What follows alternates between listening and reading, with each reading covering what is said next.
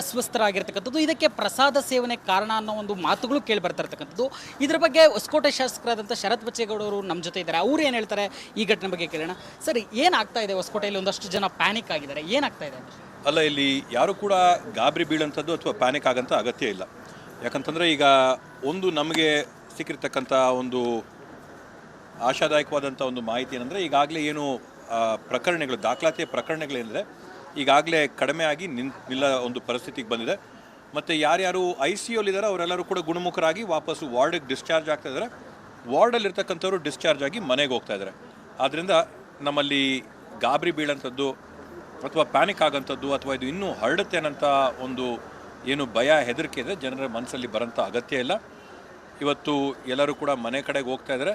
ಮತ್ತು ಇದನ್ನು ನೋಡಿದ್ರೆ ಎಲ್ಲೋ ಕೆಲವೊಂದು ಕಡೆ ಒಂದು ಎಪಿಸೆಂಟರಿಂದ ಪ್ರಾರಂಭ ಆಗಿರೋ ಥರ ಕಾಣುತ್ತೆ, ಬಿಟ್ಟರೆ ಎಲ್ಲ ಕಡೆ ಹರಡಿದಂಥ ರೀತಿಯಲ್ಲಿ ಕಾಣ್ತಾ ಇಲ್ಲ.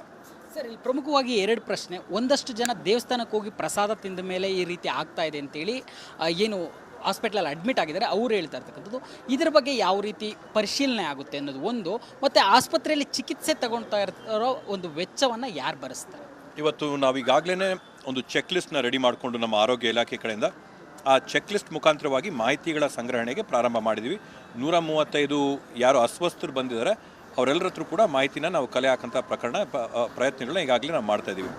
ಅದ್ರ ಜೊತೆಗೆ ಖಾಸಗಿ ಆಸ್ಪತ್ರೆ ಆಗಿರ್ಬೋದು, ಸರ್ಕಾರಿ ಆಸ್ಪತ್ರೆ ಆಗಿರ್ಬೋದು, ಈ ಒಂದು ಪ್ರಕರಣದಲ್ಲಿ ಯಾರ್ಯಾರೆಲ್ಲ ಬಂದು ಇಲ್ಲಿ ಅಡ್ಮಿಟ್ ಆಗಿದ್ದಾರೋ ಅವರೆಲ್ಲರಿಗೂ ಕೂಡ ಉಚಿತವಾಗಿ ABRK ಅಡಿಯಲ್ಲಿ ಉಚಿತವಾಗಿ ಅವರಿಗೆಲ್ಲರಿಗೂ ಕೂಡ ನಾವು ಟ್ರೀಟ್ಮೆಂಟ್ ಮಾಡೋಂಥ ಕೆಲಸ ಮಾಡ್ಕೊಡ್ತಾ ಇದ್ದೀವಿ.